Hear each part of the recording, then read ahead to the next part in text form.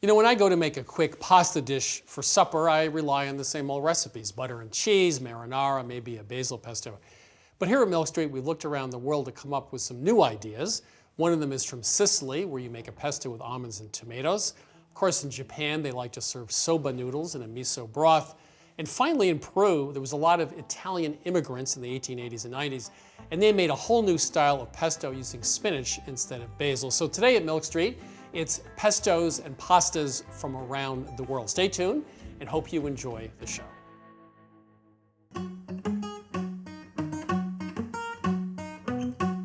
Welcome to Milk Street. Yes. Yeah. Must be you. It can't be me. Pesto Genovese, everyone knows what that is: basil, pine nuts, olive oil, garlic, etc. Of course, in Italy, they have hundreds of different pestos. Pesto is from the word pastare, which means to grind up. And so it doesn't even have to have herbs in it. One of our editors went to Peru recently, and they have something called Tallarines Verdes, which is a pesto, but it's not made with the usual ingredients. There were a lot of Italian immigrants in the late 19th century. They found spinach, not basil. They found queso fresco, not Parmesan.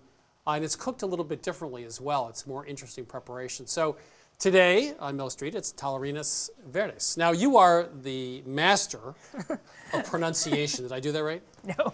Of course not. That's why I asked.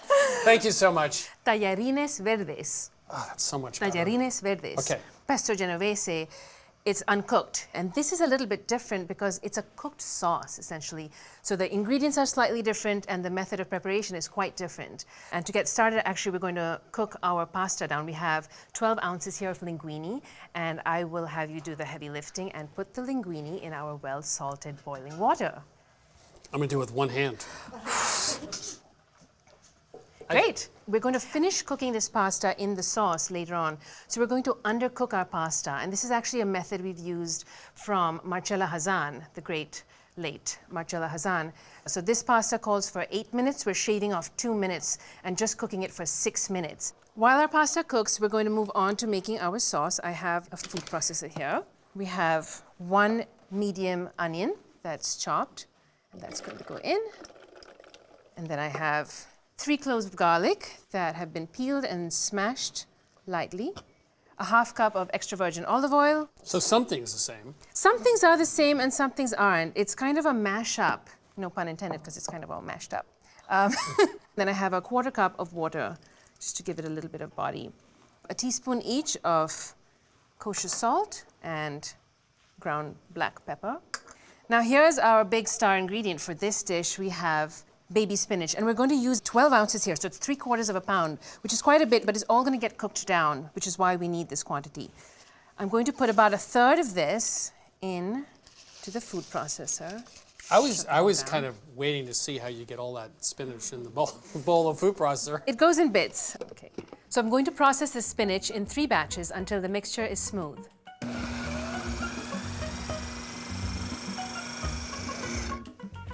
Okay, so that's all processed.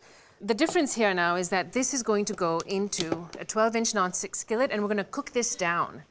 So you just see there is our spinach paste. And then I'm going to get this going on a medium-high heat for about 3 to 5 minutes. We're going to reduce this down, so we're going to cook off some of the water from it and concentrate the flavors and also cook the rawness out of the spinach and the onions. And that's part of what gives it the creaminess.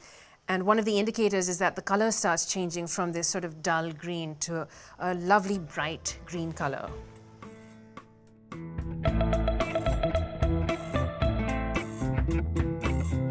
Here at Milk Street, we love our cocktails, but it turns out we were shaking them all wrong until we spoke with Jeffrey Morgenthaler. He's a bartender par excellence.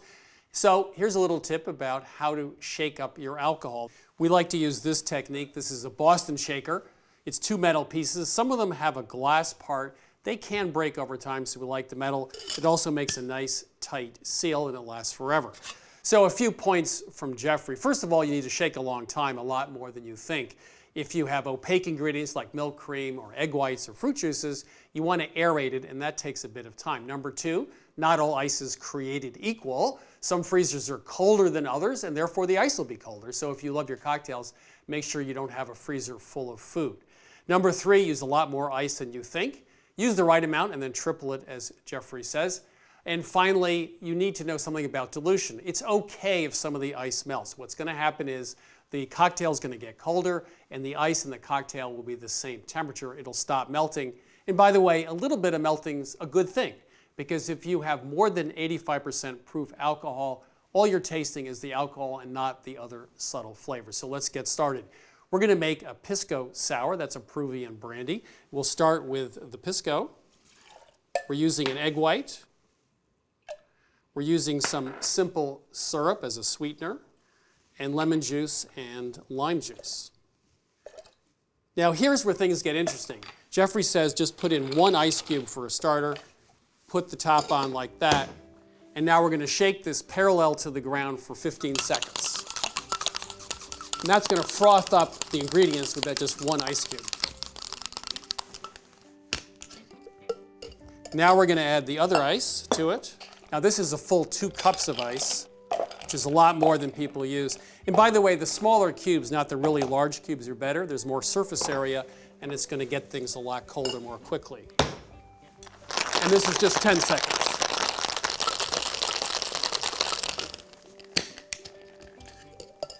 Now we're going to have a nicely chilled cocktail and lots of nice foam to it.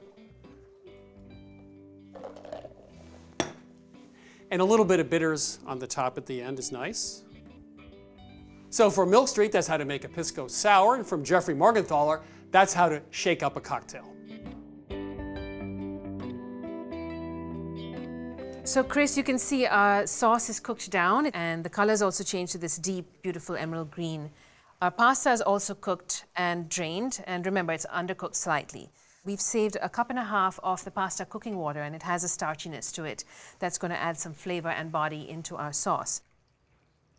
You know, I had a small pond in Vermont once that looked just like that. It was kind of stagnant, you know. But did you taste it? No, I didn't. Even the cows wouldn't drink out of it. Now it looks good. So I'm going to get this back up to a simmer, and then this is what's going to cook the pasta through the rest of the way. Just so I understand, so the pasta's, what, 2 or 3 minutes short of being cooked, something like that? It's 2 minutes short of 2 being minutes cooked, short. which means the pasta is essentially thirsty. And instead of drinking up additional water, it's going to absorb some sauce, which is going to add the flavor. And that's a technique we actually use quite a bit at Milk Street. We underhydrate our pasta or starch and then have it take whatever additional hydration it needs from the sauce that it's in. Just pull the sauce through the pasta. So this is going to finish cooking for about 3 to 5 minutes until the pasta is cooked all the way through. And then we'll come back and add a couple more finishing ingredients, and then we'll be ready to eat. So our pasta is just cooked through now till it's al dente. And I'm going to add just 1/4 cup of heavy cream. Now, the original recipe, they might have used condensed milk, right? Yeah, I have seen condensed milk in some traditional recipes, but we do like cream here. So I'm going to turn off the heat. And then, although, again, some original recipes didn't have Parmesan cheese eventually did make its way over to Peru and to Milk Street. And so we're going to add 2 ounces of Parmesan cheese. Because it tastes better with Parmesan. Why don't you be honest? Everything's better with cheese. Just going to stir that through, and then we are ready to eat.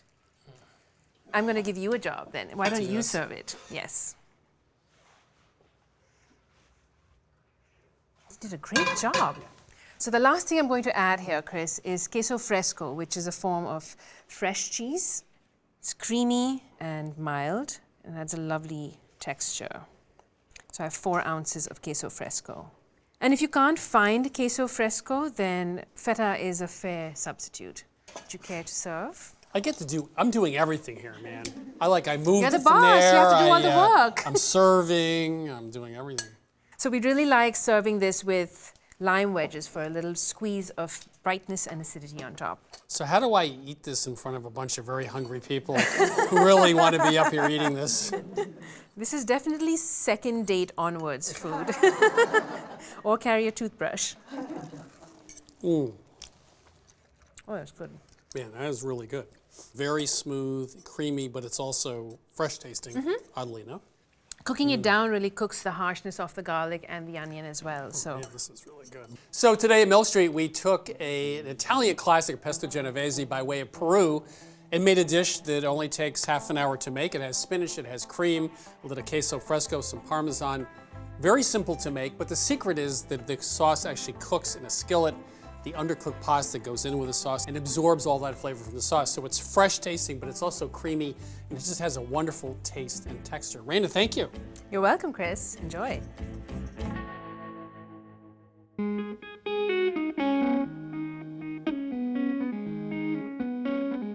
You know, here at Milk Street, we like to ask friends and chefs about their favorite pieces of equipment. And when I asked Andy Ricker of the Pok Pok restaurants, Thai restaurants, about his favorite kitchen gadget or tool, naturally he said the mortar and pestle because it's central to Thai cooking. Now, two reasons for this. One is very often it's easier to use a mortar and pestle than, let's say, a food processor. You don't have to clean it up the same way. More importantly, the items get ground and pulverized, which means they release more flavor. The cells get broken up. That's not true when you slice or dice with a very sharp blade. Now, one thing about how to use a mortar and pestle, because Andy gave me a little tip on it, back in medieval times, they used very large mortar and pestles. They could be 3 or 4 feet high with very large pestles. And it turns out they were using gravity, that you just pull up the pestle like this and let it go. So that's the first thing he taught me. So let's take some garlic. We'll take some shallot as well. Shallots are used very often in Thai cooking, and some ginger. And I'll put a little coarse salt in as well. So the first thing he showed me was you don't start by grinding like this. You just use gravity. And this is granite. It's very heavy. You want, by the way, a very coarse surface both on the bottom of the pestle and on the bowl itself. And we also like pestles that have at least 6 inches of diameter, so it's big enough. So I'm not really doing any work here. So just using gravity, letting the pestle drop, because it's very heavy, does a lot of the work. And once you get it so it's about half smushed down like that, then you can use this motion, which of course everyone knows, where you can start to go in a circle and back and forth and really end up making a paste. Now this paste is going to have a lot more flavor than anything you cut with a knife or with a food processor. It's not sliced and diced. It's actually smashed. It releases a tremendous amount of flavor. So thank you, Andy. The mortar and pestle is now a regular part of our kitchen tool set here at Milk Street.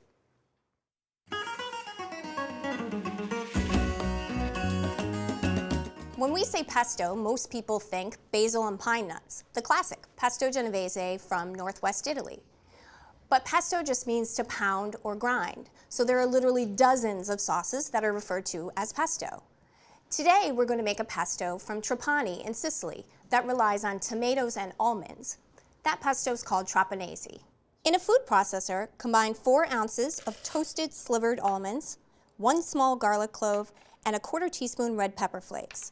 Process until coarsely ground, about 20 to 30 seconds. Toasting the almonds will keep them crisp when we combine them with the tomatoes, and the red pepper flakes will give the pesto a little kick. To make this a truly year-round recipe, we're using always available cherry tomatoes, but grape or small plum tomatoes work too. Add 1 pound of cherry tomatoes, 3/4 of an ounce of fresh basil leaves, and 3/4 of a teaspoon of kosher salt, and pulse until uniformly ground but still chunky, 10 to 12 pulses. Now transfer to a large bowl and add a 1/2 cup of extra virgin olive oil and 1 ounce of grated pecorino cheese. Give it a stir by hand. For the pasta, we're using 12 ounces of rigatoni, but you can use any short, sturdy pasta like gemelli. Just make sure it has ridges for the sauce to cling to. We like to cook our pasta in 4 quarts of water seasoned with 2 tablespoons of kosher salt. Add the pasta to the bowl with the pesto and toss. If the sauce is too thick, you can add a bit of reserved pasta water, but don't add it right away. There's so much moisture from the tomatoes that you might not need it. Taste and season with kosher salt, pepper, pepper flakes, and more pecorino.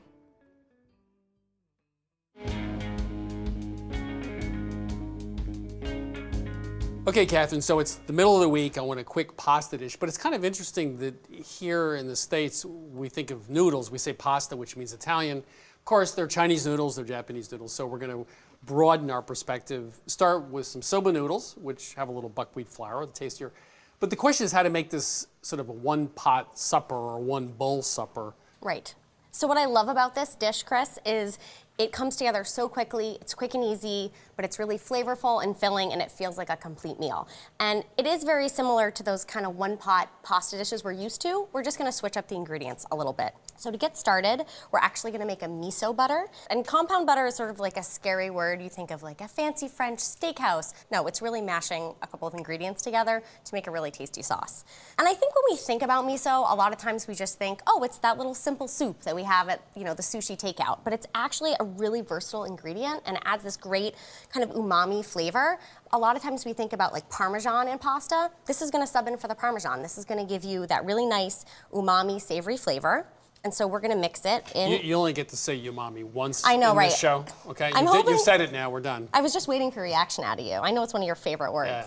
So I'm adding 5 tablespoons of white miso here. When you go to the grocery store, it's unbelievable what you can find in just, your everyday grocery store. They will often have multiple kinds of miso. So there's red miso, there's yellow miso. We prefer the white kind because it is sweet and mellow, and it's also probably the most widely available. And to that, I'm gonna add 4 tablespoons of salted butter. We got this idea from David Chang of New York City's Momofuku restaurants. He's really well known for making miso butters. So we're gonna mash that together. So this is basically an old French compound butter, except a non-French ingredient, which would be miso. Exactly, and it's really simple to make and so flavorful, and it makes this really nice creamy sauce. Obviously, we have a lot of richness and creaminess here.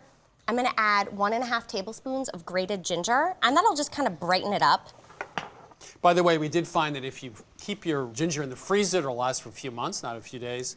And it's easier to grate, too. But it gets fluffy, you get that fluffy texture, so you'd have to use about twice as much as called for in the recipe because it just fluffs right up in the tablespoon. All right, so that's pretty well mixed, and it's all gonna come together when we add our pasta later on. Now to the asparagus. One kind of challenge when you're cooking asparagus is it almost wants to be treated like 2 different vegetables. So you have these feathery tips, which can overcook really easily, and then you have the stalks, which are a little more fibrous and take some more time. So there's this great cookbook author, her name is Nancy Hachisu, and she recommends taking any kind of leafy green that has a thicker stem and just dipping it in the boiling water. And then you throw the whole thing in. Now here, we're gonna cut these up. We want it bite-sized anyways, so we're just gonna time it a little bit differently, and we're gonna add the stems before we add the tips. So first, I'm just gonna snap off the tips and throw these in a bowl so we have them separate. And when you're looking for asparagus, there really is quite a wide variety of asparagus. The really thin ones tend to overcook, and if you get the really thick ones, you have to peel them to make them tender. So you want stalks that are about 1/2 inch at the end. I'm gonna just slice these about 1/2 inch thick. Okay, so moving on to our noodles. You might be surprised that when you go to the grocery store, there's actually several types of soba on the shelves. And like you mentioned earlier, soba noodles always have buckwheat flour in them. Now, there are some that are 100% buckwheat. That's actually not what we're looking for because it tends to be kind of brittle. Luckily, most brands have some wheat flour in them that makes them a little more pliable. You just want to check the label and make sure that you're getting some that has both wheat flour and buckwheat flour. I spend all my time in the soba noodle aisle, by the way. So I know, I've seen you. Yeah, it's where just I hang out. wandering down the aisles. Okay, so this is one of those recipes, Chris, that it's really important that everything is prepped like we've done before we start throwing stuff in the pot, because that's the beauty of it. It comes together really quickly in one pot. And we developed this so that everything would cook in the time it takes to cook your soba noodles. So most soba noodles take about 4 minutes to cook. If you buy a different kind of noodle, that's fine, but you're gonna have to adjust the recipe just to make sure that you're not overcooking the noodles or the asparagus. So we've planned for 4 minutes, and the way we're gonna do this, definitely gonna need my timer. So first we're gonna add our noodles to the pot. We're gonna let that cook for 1 minute. Then we're gonna add the stems, that's gonna cook for another minute. And then we'll add the tips, and that'll be 2 more minutes, and then we're ready to drain, and we're good to go. Okay. Okay? And I'm gonna set my timer for a minute. Maybe give this a stir. And Chris, it's worth mentioning that this is unsalted water. So usually when we cook pasta, we salt it, of course. With miso, it turns out that depending on what brand you buy, the saltiness can vary pretty widely. So we have our salted butter, we have our salty miso. It's gonna get plenty of seasoning just from the sauce. You can always add a little salt at the end, but we're gonna kind of break our rules and not salt the water. That's very upsetting, but I know, I knew that this was gonna be a point of contention for you. All right, it's been a minute. We're gonna add the stems and set it for 1 more minute. All right, Chris, now I'm gonna set the timer one last time for 2 minutes as we add the tips. And then we're just gonna drain it and mix it with our miso butter. Okay, Chris, so we drained our noodles, and I'm just gonna go ahead and mix these with the miso butter. I'm gonna add 3 thinly sliced scallions, and then I'm gonna add the soba and the asparagus. And this, again, is why you want everything ready, because we want our noodles to be hot so that the butter melts. And then we reserved a 1/2 cup of that starchy pasta water. And this isn't an exact science here, Chris. We saved a 1/2 cup, but you just wanna add enough so that you have a nice creamy consistency and that the miso butter really coats the noodles and the asparagus. I'm gonna add a little bit more. And while I'm mixing this up, I'm gonna put you to work. Can I please have Your favorite moment, Like, I've been Peggy, right? waiting for this the whole recipe. So I have a small pan that's been heating up over there for about 3 minutes, and I'm gonna have you fry up a couple eggs that we Okay. can put right on top of this to finish the dish. I feel great because now I can roll out pie dough, I can carve a turkey, and I can cook a fried egg. We'll I'm see. expanding my repertoire. We'll see. So we like to use carbon steel here. Every time you use it, put a little oil in it, heat it up to the oil smokes, take some paper towels and rub it out so it's nice and seasoned. This has been heating at very low heat, by the way. If you heat a pan like this, a heavy pan, it's good to use low heat so it's even heating. And we just need 2 teaspoons of butter. This is an 8-inch pan, and we're just gonna cook 2 eggs. So we're gonna melt the butter until it stops foaming. It's a good idea to have the eggs already cracked in a bowl so you don't end up with a broken yolk, and you get them all out at the same time into the pan so you don't have a delay. So that's about right. Put a little seasoning on them. And believe it or not, we're gonna put the top on, and that means some of the moisture from the butter, also from the egg, turns to steam, is gonna cook the top of the egg so you don't have to flip the egg halfway through cooking. And we'll just put the timer on for 3 minutes. It'll probably be a little bit less depending upon your stovetop, but that's the rough amount of time. Does this look good or what? Come on, I mean. I'm so impressed. Those are beautiful. The whites are nice and set. The yolks are gonna run all over the noodles. We have some toppings. Some more scallions. We already put those 3 scallions in with the miso butter. This will add some fresh scallion flavor. And now I'm gonna add a little sashimi togarashi, and it is a pretty popular Japanese spice blend. Did you practice that before you said that? A few times, let's be I thought honest so. about it. But it's delicious, and it has a little bit of heat. It has some orange and some sesame. We found it at the grocery store, but if you can't, no worries. You can easily just substitute about a teaspoon of red pepper flakes with 2 teaspoons of sesame seeds. Can I eat All now, right, or do I need one to put more lemon? thing. Lemon. A squeeze of lemon. You want a little acidity. I mean, and look how pretty that is. You did a really nice job with the eggs. You know, I Look can at do it. I can It's do oozing eggs, just carve a as I turkey, hoped. and roll up pie crust. That's that's me. There's nothing sadder than an overcooked egg topping, and this is perfect. The whites are set. The yolks are creamy. You know what's really surprising about this is that it has a really rich flavor. That miso gives it, that umami flavor. I thought I'd never say that again. But it gives it some real richness and depth to it. It's a terrific flavor. Yeah, like we said, it's kind of like the Parmesan might do with butter. It really is a good combination. So today on Milk Street, we took the concept of a quick pasta dinner and turned it into something a little more interesting with soba noodles that have buckwheat in them, some asparagus. We talked about how to cook that properly. A compound butter with butter and miso as well. And finally, we put a fried egg on top. That was the most important part, of course. By the way, you can get all the recipes from this season at our website, which is milkstreettv.com.